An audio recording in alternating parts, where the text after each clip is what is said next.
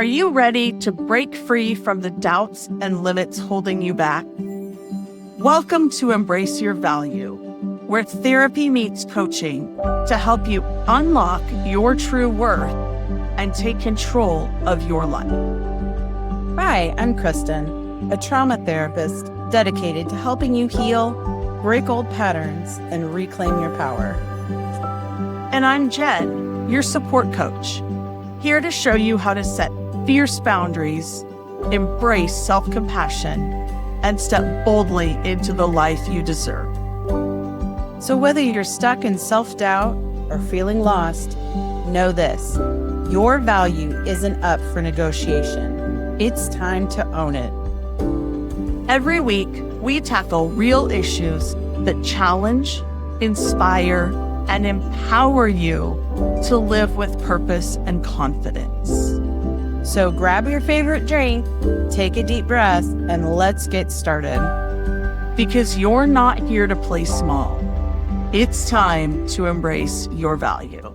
In my work as a therapist, I ask a lot of questions, but one of the most revealing questions I've ever used with clients, and honestly with myself, is this: if no one was watching, no family judging, no coworkers reacting, no social media to perform for, no expectations to manage, what would you stop doing tomorrow? Not someday, not next week, tomorrow. I ask it because sometimes the answers are immediate and sometimes they're not. And I find that interesting in and of itself. So most people know that they're doing things out of obligation rather than choice, but some people don't. So that's a good talking point for us. They know that they're performing maybe, and they definitely know for whom most of the time. The question is, why haven't you stopped yet? And that's what we're here to talk about today. Welcome to Embrace Your Value. I'm Kristin Burrus, trauma therapist. I'm Jen Anderson, coach and co-host. Today we're talking about performance mode, the version of yourself you run for everyone else, and what it costs you to live there full time. This is one of those topics that sounds simple on the surface, but goes surprisingly deep. Because for a lot of people, performance mode isn't something they consciously choose. It's something they learned they needed in order to be okay.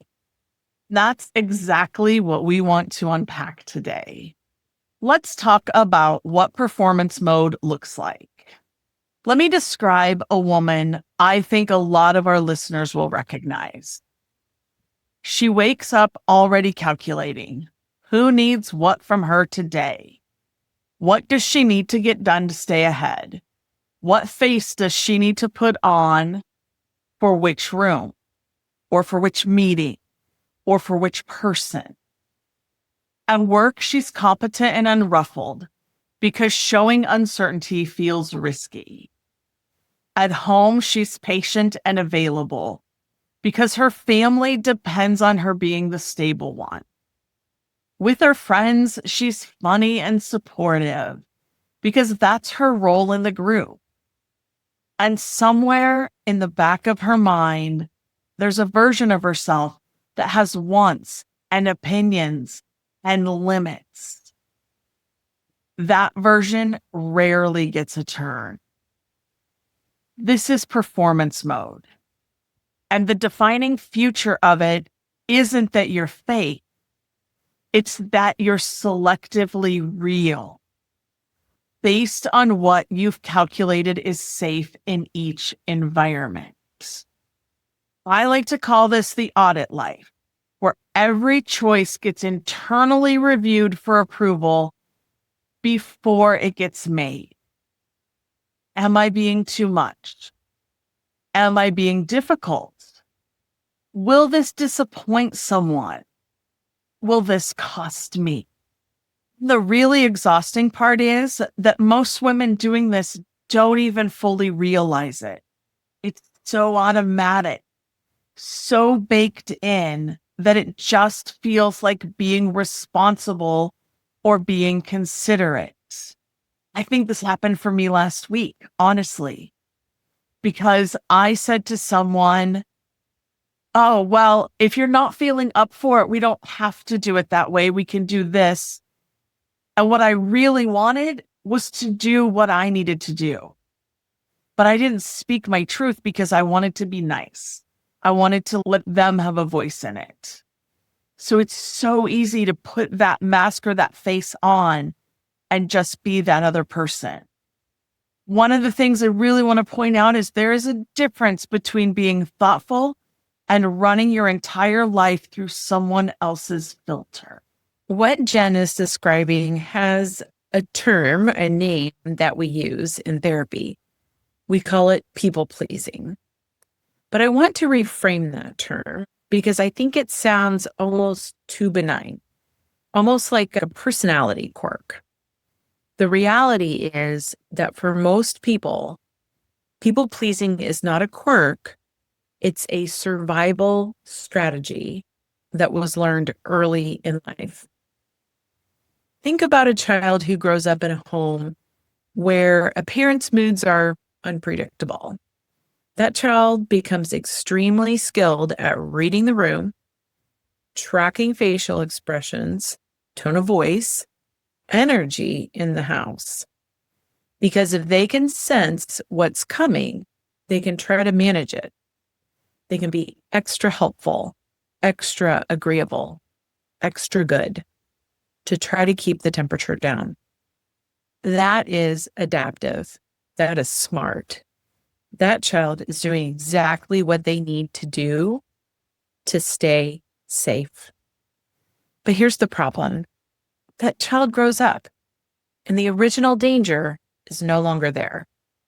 But the strategy keeps running in the background because it got wired in at a time when the stakes were very high and the nervous system doesn't automatically update just because the environment changes.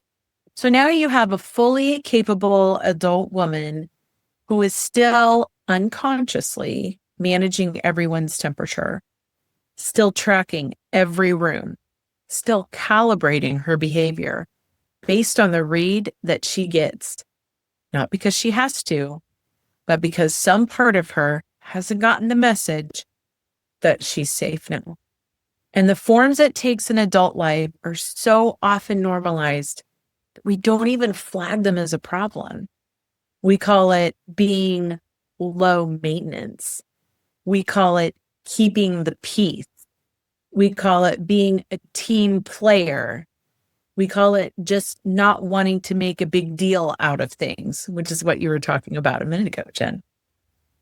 What it often actually is a pattern, a self-erasure that started as protection and became a prison. So let's get specific, because I think naming the behaviors is what makes this real for people.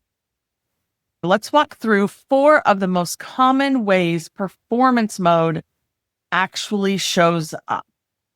Overcommitting. This one is so common. It's practically a badge of honor in our culture. And I was actually just having this conversation with a client today about this. The calendar that's completely full, the person who's always available, the one who said yes before the other person even finished talking and asking the question. And on the surface, overcommitting looks like generosity, but often it's functioning as something else. It's keeping you necessary, keeping you busy enough that no one can accuse you of not doing enough.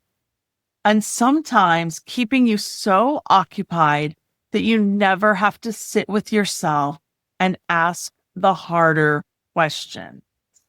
Oh, sitting with yourself, that's a tough one. So from a clinical standpoint, and this is how I explain this, overcommitting can be a way of managing anxiety. If I stay busy enough, if I stay useful, I'm safe. If I'm safe, I don't have to feel the discomfort of slowing down and noticing what's actually going on inside. Busyness can be avoidance in a very socially acceptable costume. Let's talk about pattern 2, explaining every boundary. This one is subtle, and I think it's one that really resonates with high achieving women in particular. You set a limit, you say no to something, and then almost immediately you start justifying it, explaining why you can't, softening it, making sure the other person isn't upset, giving them enough context that they can't possibly be mad at you. I can't make it Saturday. I know, I'm sorry. It's just that we have this thing with my in-laws and I've been so overwhelmed lately and I really wish I could. And the reason this happens is because somewhere underneath, there's a belief that the boundary, the words themselves, are not enough, that you aren't enough justification, that your no has to be earned by proof of legitimate excuse. Healthy boundaries don't come with a receipt. But when your worth feels conditional, every limit needs to be pre-approved. Pattern number 3, staying in roles they've outgrown. This one is particularly poignant because it's not just about what you do, it's about who other people need you to be. Families especially have very fixed roles. The responsible one, the peacekeeper, the funny one, the one who doesn't make waves. And those roles were assigned often when you were a child based on what the family system needed, not necessarily on who you actually are. And the tricky thing is, even when you grow, even when you've done real work on yourself and you've changed, the family often still expects the old version of you to show up. And there's enormous social pressure to comply because changing means disrupting the system. And disrupting the system almost always comes with a cost. See this with clients who have done significant personal development work. They've gotten clearer on who they are, they've gotten healthier, and they go home for the holidays or they go back home for something. And within 45 minutes, they've completely reverted to the old rule. It's like the family is a gravitational field. And opting out takes a tremendous amount of conscious effort because the pull is so strong and familiar.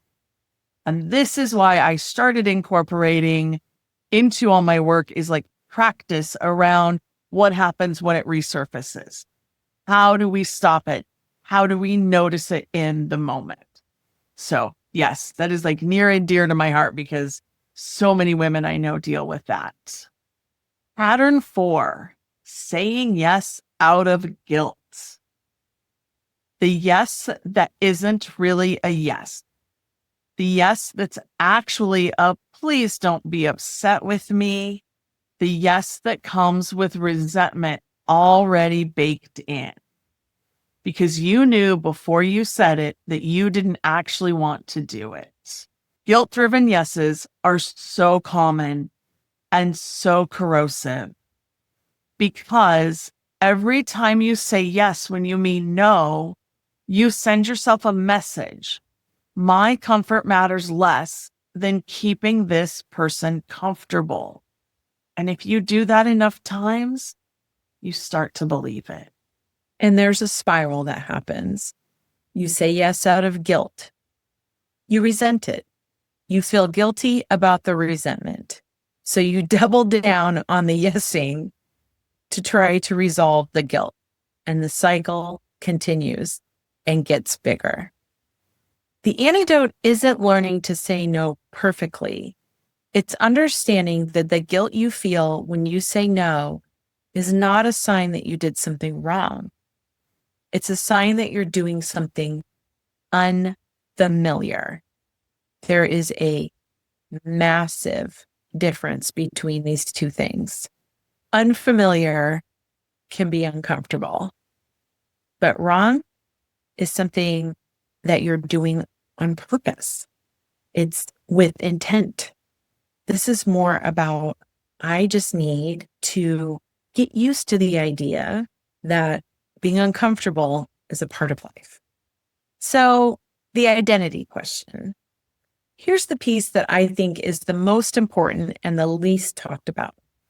When someone has been in performance mode for a long time, adjusting themselves for every room, every relationship, every expectation, they sometimes arrive at a place where they genuinely don't know what they actually want. Oh my gosh, I see this all the time. Not because they're incapable of knowing, because they've been overriding it for so long that the signal got very quiet. I'll have clients in session and I'll ask questions like, what do you want? What are you interested in? And they'll pause. And sometimes that pause is very long because the question feels almost impossible to answer. Not because the answer isn't there, but because they've spent so many years answering a different question. What does everyone else need? This is one of the hidden costs of chronic people pleasing. It's not just exhausting. It's identity eroding. Over time, you can lose your sense of your own preferences, opinions, even values, because they've never really been given a safe place to land. Let's talk about what it actually looks like when someone starts to step out of performance mode. Because I don't want this to just be a list of problems. We want to see what becomes possible, and we want you to see what becomes possible. The first thing I notice in clients who start doing this work is that they become slower, not passive, not checked out, but slower, more deliberate. They pause more before responding. They start noticing the impulse to overexplain or automatically agree, and they catch it before it comes out. There's also usually a period of discomfort because when you stop performing, the people around you who were benefiting from your performance sometimes push back. And that can feel like confirmation that you did something wrong. It also sometimes feels like confrontation, and that's not fun either. But you didn't do anything wrong, and it isn't confirmation from your side, it's just friction. It's the system adjusting. And sometimes we have to let other people deal with their own emotions. If they don't like it, that's for them to deal with, not for you to soften, not for you to make it right for them. Because when we're always making it right for other people, we're really enabling them. They have to learn to be able to manage their emotions themselves. And then there's another part, and this is the part that still gets me. There's kind of a relief, a settling. It's like something you've been holding on to for a very long time finally got to be put down. One client described it to me this way. She said, I finally stopped performing and waited to see if anyone still showed up. And the right people did. So let's make this actionable. Here are 3 tools you can actually use this week. So let's start with tool number 1, the audit question. This is one we really want you to do. Set aside 10 minutes this week, just 10, and write down answers to this question. What am I doing purely to keep the peace or keep approval? Now, this isn't what you're doing out of love, not what you're doing because it aligns with your values, or it's what you want to be doing. but this is what you're doing only because you're afraid of what happens if you stop. You don't have to do anything with the list yet. Just making it visible is powerful because a lot of this operates in the shadows. And the moment you write it down, it loses some of its hold. Tool number 2, the 24-hour rule. If you're someone who says yes automatically, before you've even checked in with yourself, try this tool. Give yourself a 24-hour window before committing to anything that's not time sensitive. You can say things like, let me look at my calendar and get back to you. I want to give this the thought it deserves. Can I let you know tomorrow? That pause does 2 things. It breaks the reflex and it gives you space to ask the question you probably skipped. Do I actually want to do this? Love that one. Tool 3, drop the receipt. The next time you set a limit, a no, a boundary, a preference, practice saying it without the explanation. Just say, I'm not going to be able to make that, and stop. You can say, that doesn't work for me, and you don't owe them anything else. It's my favorite phrase. You don't owe anyone an explanation, and you don't. You can be warm, you can be kind, but you don't have to justify yourself. Notice the urge to keep talking, to fill the silence with reasons. You're trying to make sure they're not disappointed. And then practice letting that urge pass. That discomfort you feel, that's what Kristin was talking about. That's just the old pattern being disrupted. It fades with repetition. We want to come back to the question we started with.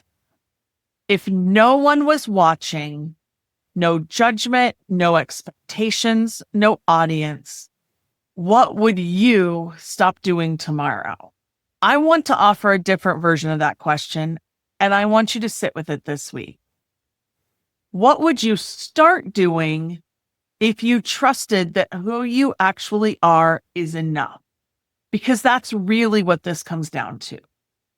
Performance mode is what happens when we don't quite believe that our unfiltered, unperforming, just as we are self is lovable, acceptable, and worth staying for. And the work, slow, imperfect, absolutely worth it work, is learning that it is. If this resonated with you, share it. Not to perform generosity, but because someone in your life might be living in an exhausting performance of their own, and they need to hear that there's another way. And send us a message. We genuinely want to know what's one thing you'd stop doing if no one was watching. You never know. We may read your response on a future episode. Thanks for being here. We'll see you next week on Embrace Your Value. Thank you for being here with us today. If today's episode hit home, don't just keep it to yourself. Subscribe, leave us a review, and share this episode with someone who needs to hear it. Because everyone deserves to know their worth. Next week, we're diving even deeper with more insights and tools to help you break free from limitations and live authentically. Until then, keep raising your standards, owning your worth, and embracing your value.